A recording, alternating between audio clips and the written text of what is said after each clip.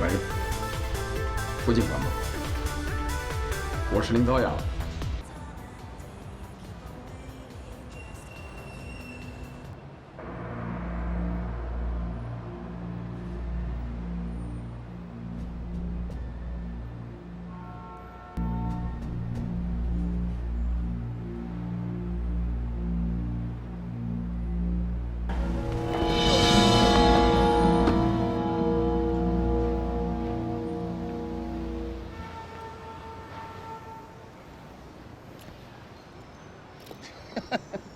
下次别跑啊，你飞！哎，大人们，我们小区居然还有这样的事儿，还被英子看见了。哎，英子，你没有看清那个人的模样吗？没有，我当时太慌了，所以警察他们才会想通过催眠来唤醒我的记忆。哎呀，乱了！这社会简直是太乱了。我本来以为我们小区治安还是不错的，怪不得前些日子总是有警察上门走访。欢迎啊，这事儿能不说尽量别说啊，一定要注意保密，不然的话，很可能会引起小区居民的恐慌。啊，还有，一定要很好的配合警方工作，早日抓住凶手。黄英啊，你真的没有看清楚凶手啊？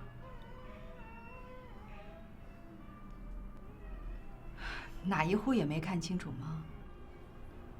我当时太紧张了，什么都没看清。要是能看清就好吧。我觉得我能想起来，所以我想再通过催眠再试试。行，下回催眠的时候我陪你一块儿去。行了，快吃饭吧。来，看光顾说话，菜都凉了。都吃吧，不谈这个了。吃吧啊！哎呀，太复杂了这些事儿。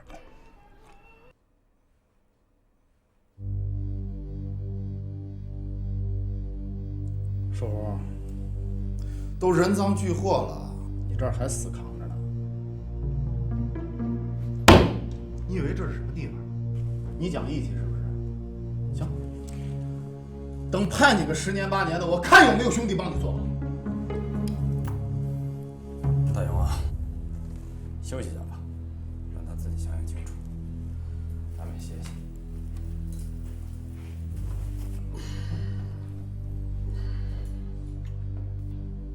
你说这年纪轻轻的贩毒，这前一段时间有个女的被抓住了，她好像是超过50克了吧？刚过，死刑。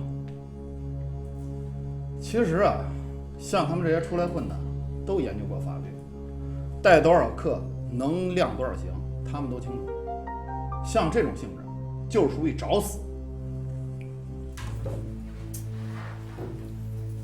哎呀，问了半天也不交代。大勇，这瘦猴嘴太硬了，算了吧，我觉得该怎么量刑就怎么量刑吧，别闪了。走。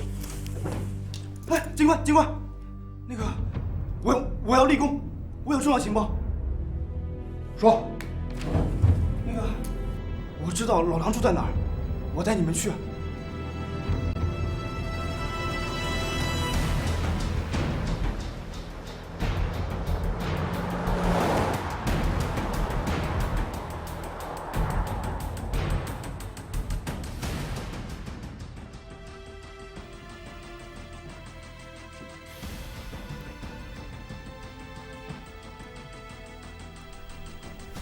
这猴子去了这么长时间了，怎么还不回来？要不我打电话给他。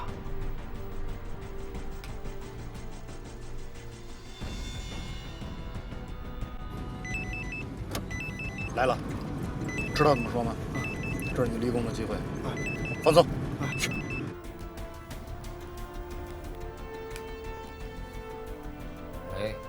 喂，大哥，你在哪儿啊？我在回来的路上了。你怎么去了这么久啊？哦，我刚才打了半天打不到车。事情办得还顺利吗？顺利。大哥，我已经弄到钱了。猴子，没被警察盯上吧？哦，没有，没有，您放心。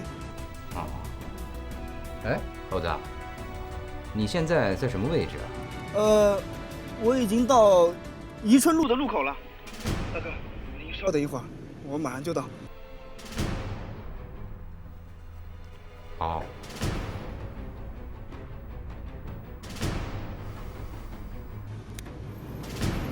警官，我说的没错吧？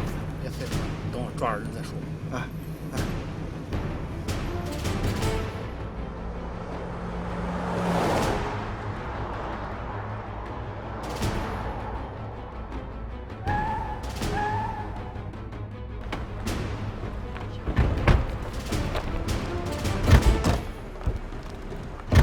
想不想立功？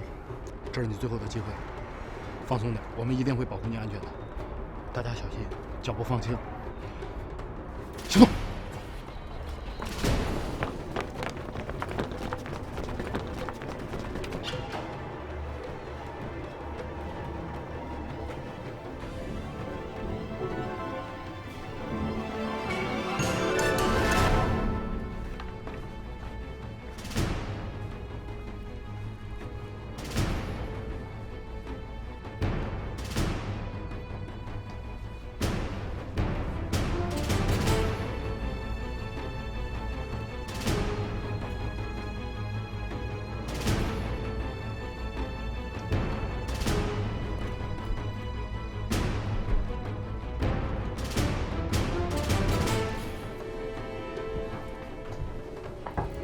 大哥，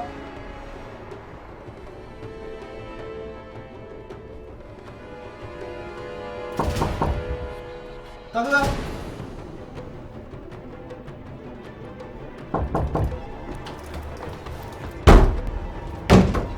警察，警察！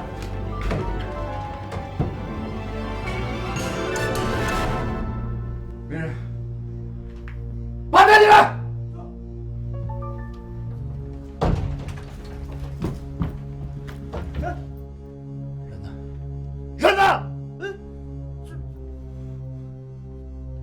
刚才不是还在这儿给我打个电话吗？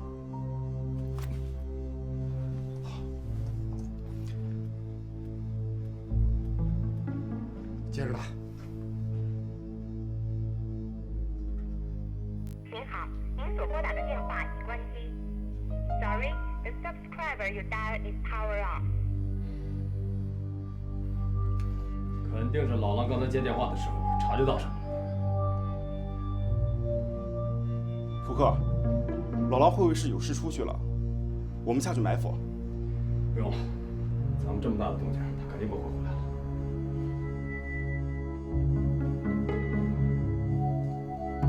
收队！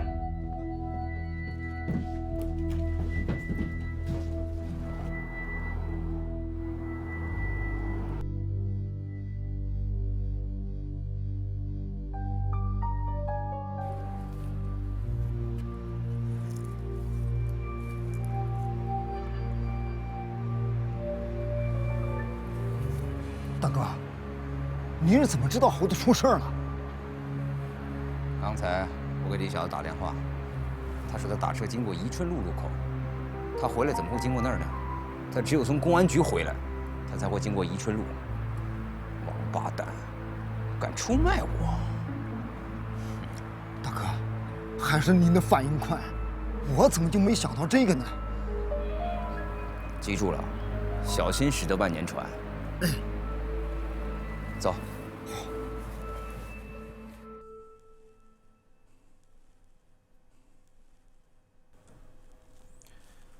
胆子不小呀，瘦猴。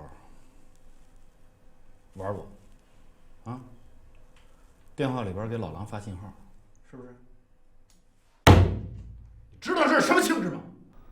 警官，您可千万别冤枉我，我哪敢发什么暗号？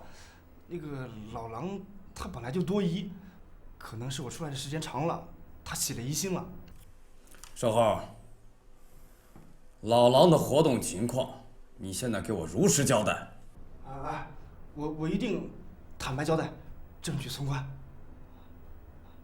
哦，我还有重要情况向你们反映。说。我知道你们一直在找妖精。你说什么？你掌握妖精什么情况？我亲耳听到的，妖精打电话给我大哥，啊不，给老狼，说要合作。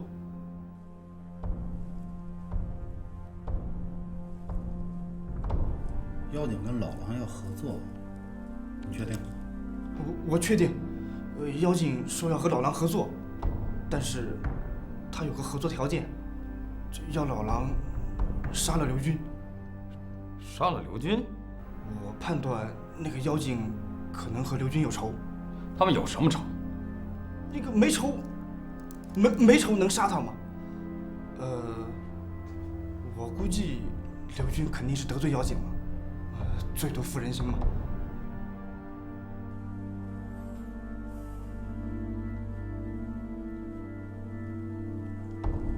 你说的这些情况属实吗？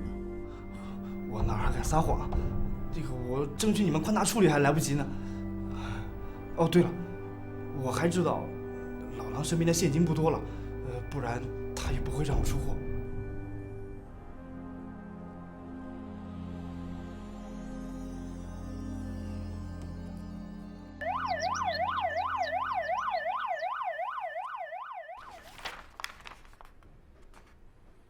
二位下面有什么考虑？而根据当时宾馆服务员说，老狼他们俩是在我们到之前10分钟左右离开的，所以我现在就是怀疑，是不是瘦猴在电话里发了信号？你否则的话，哪有那么巧啊？老狼打完电话就跑了。哎，那要是关于妖精的事儿呢？我觉得不太可信。妖精为什么打电话跟老狼说要合作？那老狼跟刘军是对头，他不可能不知道。至于说到妖精要杀刘军，那就更不可信了。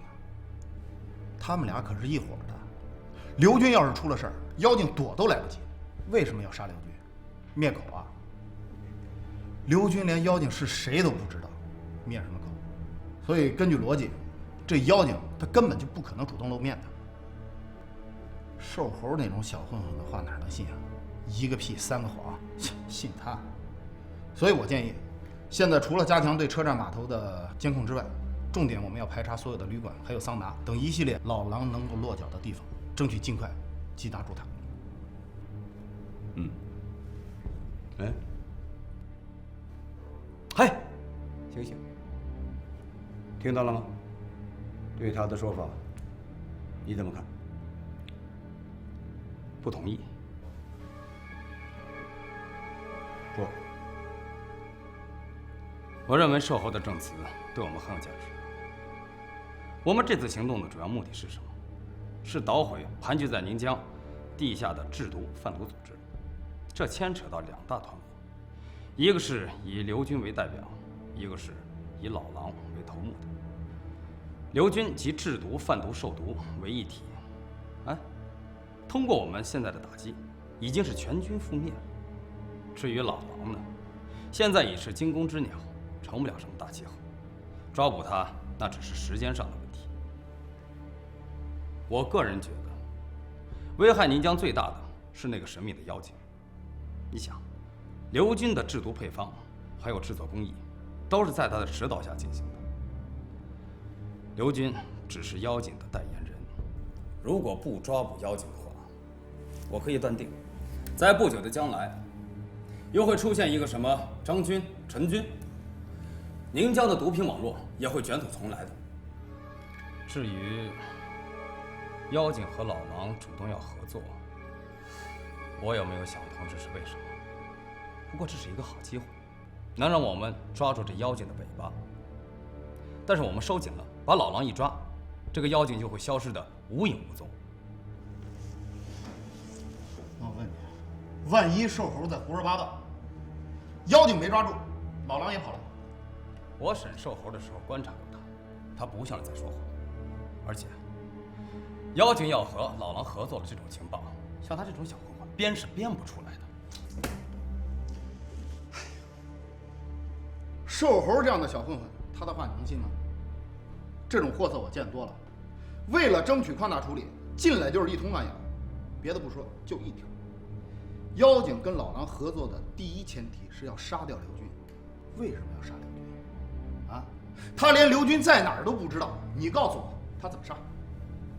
至于这一点，我现在还没有分析出来。分析不出来是吧？分析不出来就对了。这说明什么？说明他根本就是在胡说八道，根本就不成立这个逻辑。大勇，我觉得要抓妖精的话，我觉得可以值得一试。是。好，当着周队的面，如果老狼跑了，这个责任谁负责？如果这是真的呢？这个责任谁来负？那不可能是真的。嗨，坐下说行吗？坐下说行吗？哎，坐下。哼，哎，听了半天，我也想了半天。上次的行动，只能说成功了一半。我为什么这么说？都是因为这个妖精。因为到目前为止，我们还没有拿到关于他的直接信息。和老狼比起来，妖精对我们来说才是真正的心头大患。所以啊，我倾向于扑克的推断。为了抓住妖精，我们赌一下，暂缓对老狼的抓捕。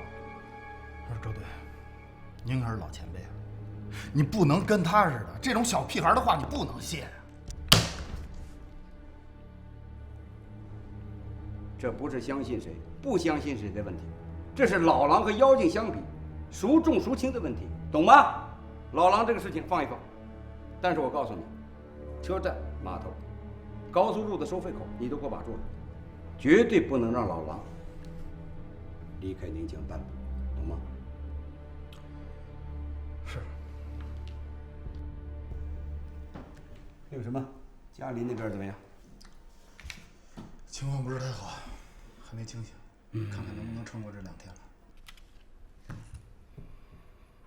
那就抓紧干活，好吧？好，是。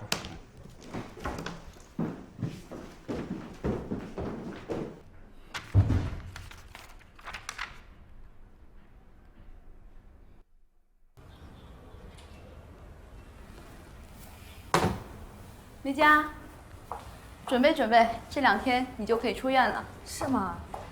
那太好了。怎么样，把你闷坏了吧？是啊，天天睡在医院里，不是吃啊就是睡的。你看我都胖了。胖点也好，你也太瘦了。那也不能太胖了。哎，出院以后，我第一个就要请你吃饭。照顾我这么久，我应该好好感谢你。啊，刚刚还说不能太胖，现在又想着吃了。哎，吃饭的时候叫上蒲警官吧，他最近在忙什么呢？他好像在忙一件大案子，听说还很棘手，所以我也不一定能约上。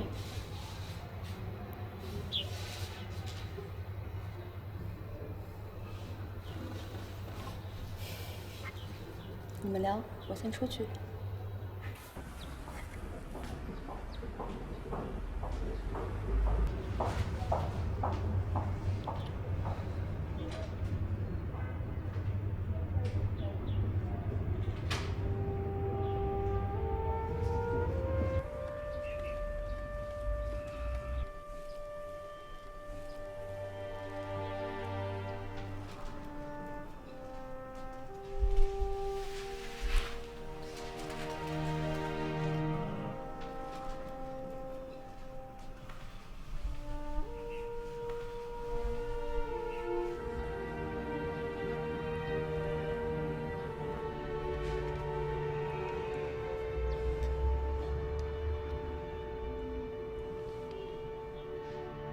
芷佳，我们已经结束了，不是吗？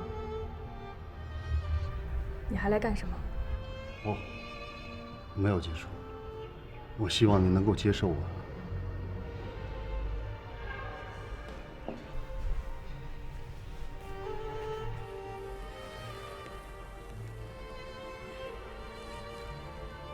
谢谢你那天从湖里把我给救出来。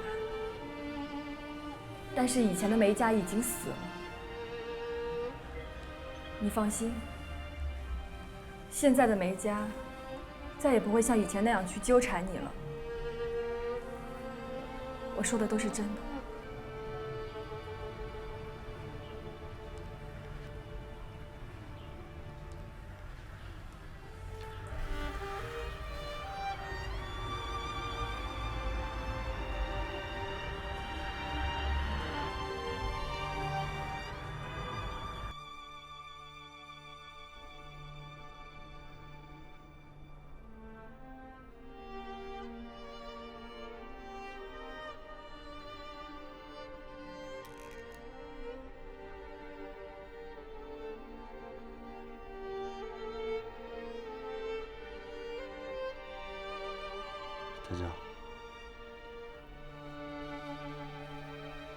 知道我是个混蛋，伤透了你的心。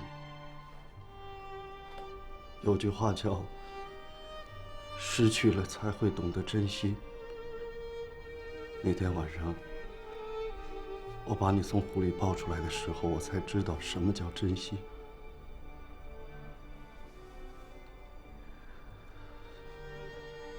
以前我不懂，但是我现在懂了。我想让你嫁给我，我会用一辈子来珍惜你。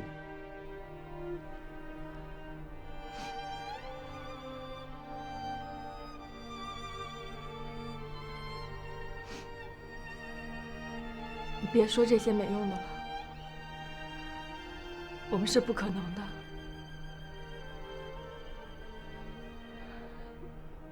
你走吧。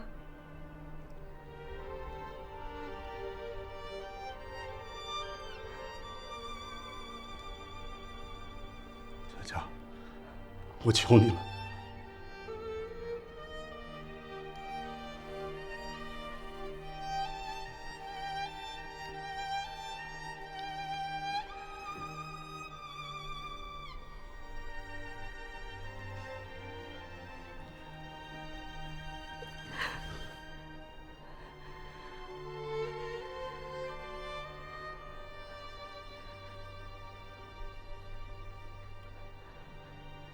佳佳，我想了很久了。如果我再失去你，我在这个世界上就真的一无所有了。只有你才能给我生存下去的理由。求求你，答应我，只有你，给我一次机会好吗？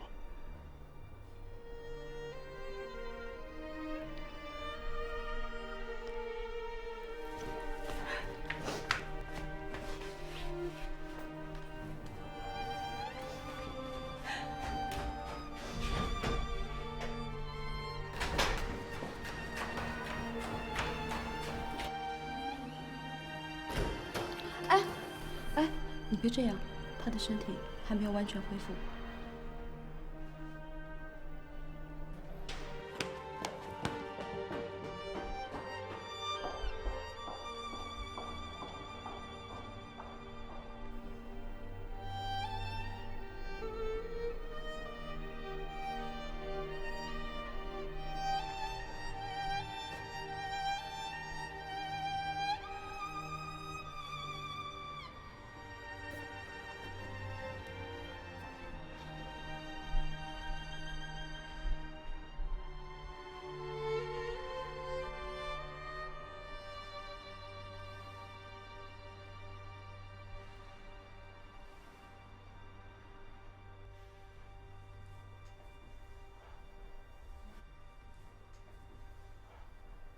大哥，宁江已经不能待了，我们赶快走吧。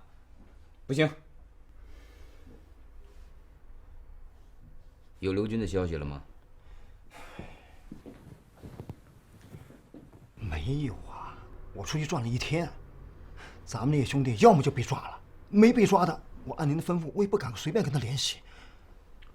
那这事儿，那就难办了。刘军这小子有点能耐呀。居然能让他从警察眼皮子底下给跑了，不对，现在外边查得这么严，他一定逃不出宁江，一定还在什么地方躲着呢。那大哥，我们俩又不能露面，那哪儿找一个可靠的人去办这事儿呢？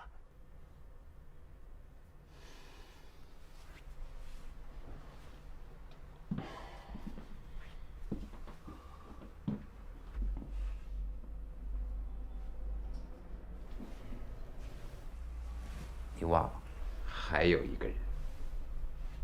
谁啊？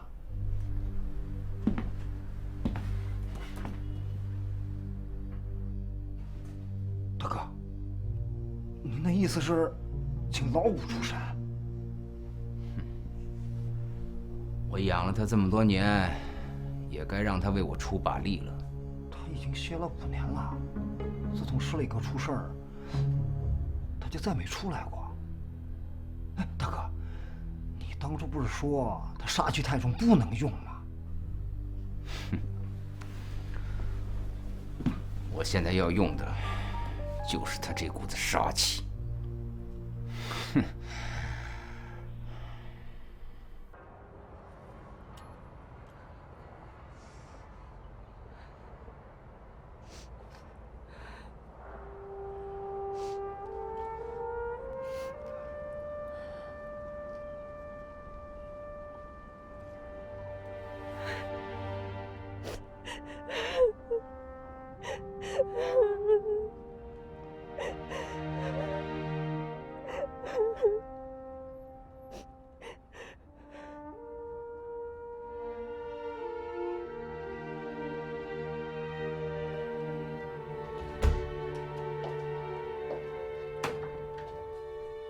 志凯，叫了半天，怎么不去吃饭呢？我想吃。我也没家。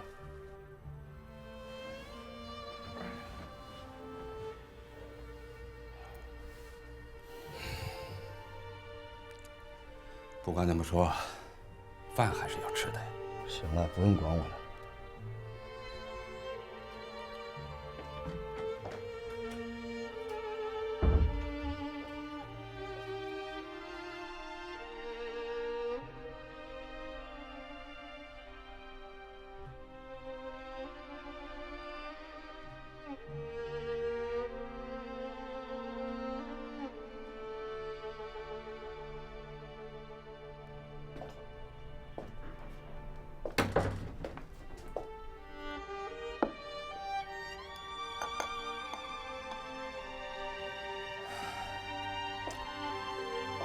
志凯，咱们俩沟通不止一次了啊！我总觉得，一个男人不管遇到任何挫折，那总是像个男人，没有过不去的坎儿的。好了，待会儿把饭吃了，我再给你弄点汤去，啊。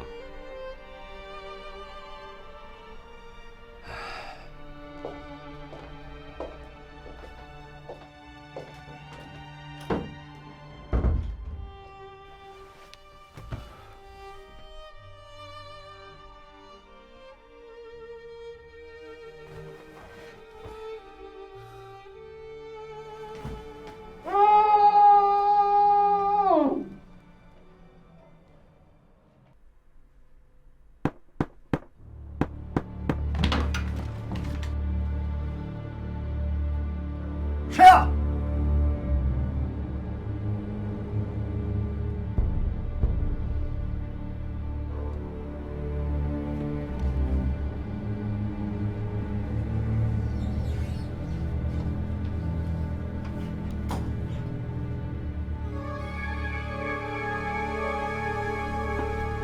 老大，五爷。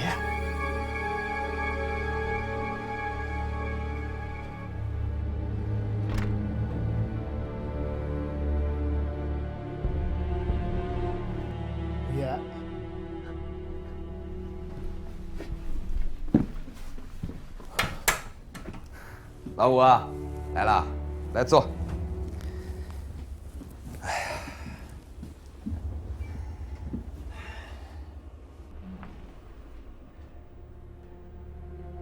来，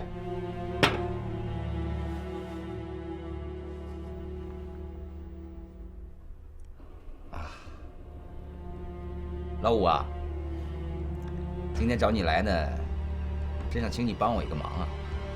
找谁呀？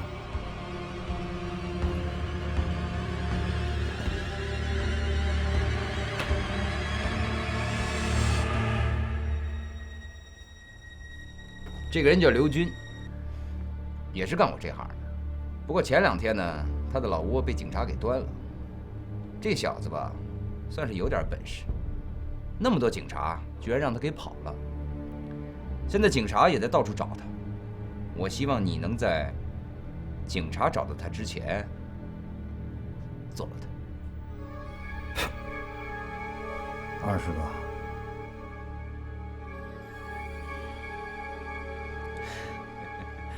没问题。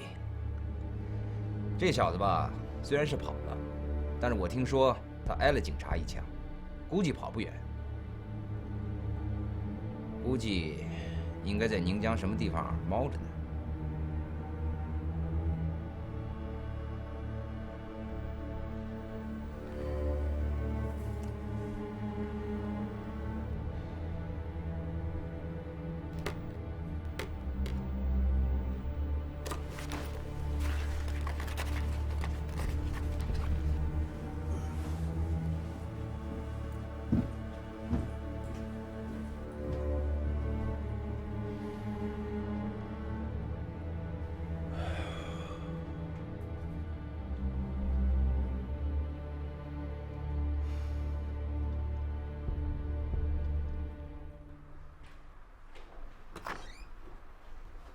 他的病情还比较稳定，你自己要多注意观察。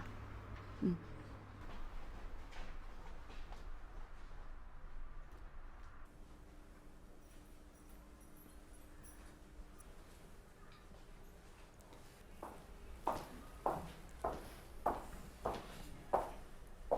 他走了。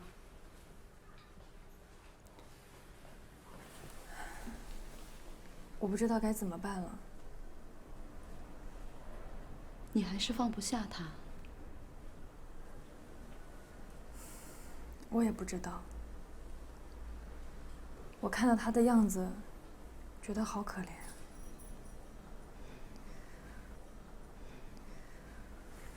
蜜朵，陪我出去走走吧。好啊，来。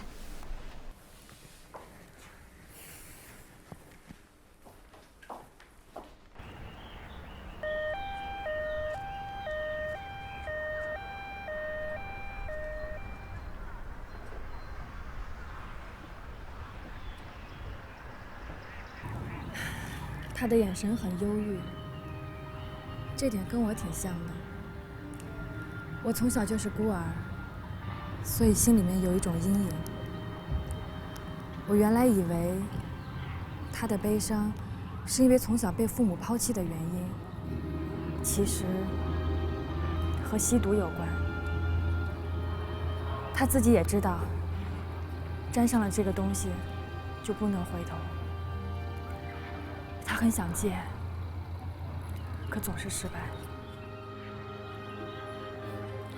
那他是一个好人吗？他如果不吸毒的话，他是一个好人。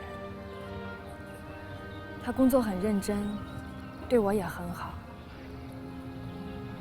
可是我真想不到，他为什么要吸毒？我一直都以为，毒品是社会上那些不三不四的人才碰的东西，真没有想到，黄志开的意志这么薄弱。也许，这就是人性的弱点吧。明明知道不能碰，却还是一头扎了进去。真的不知道要付出多少代价。只要他下定决心，毒瘾一定可以戒掉。关键就是看他自己意志力的问题了。是啊，只要他肯戒掉毒品，我就会跟他在一起。我绝对不可能和一个吸毒的人在一起生活的。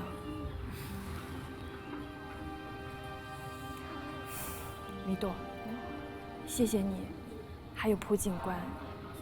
你们虽然和我非亲非故，但是都对我这么好。如果不是你们，我觉得活的都没有意义了。哎，对了，我觉得你们两个挺像的。我和他？对啊，你们两个人都特别好，对我也好。要不，你们发展发展？我们俩发展？他的情况远比你想的要复杂。是吗？那你说说看。他的眼神里，会让你觉得隐藏着一个故事。他曾经有一位非常恩爱的未婚妻，在几年前被绑架之后，从此失去了消息。所以这是普克后来为什么当上警察的原因。原来蒲警官还有这样一段感情经历啊，真是没想到。哎，那后来呢？后来怎么样呢？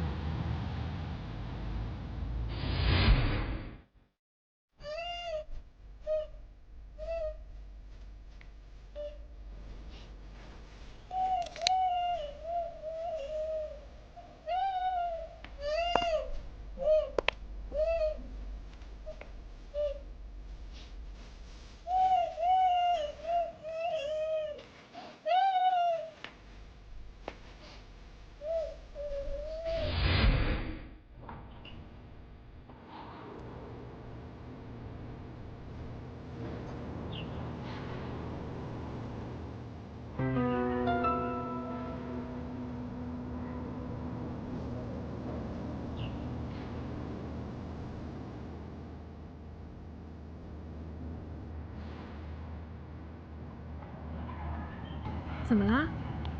哦，没什么，我们走吧。嗯。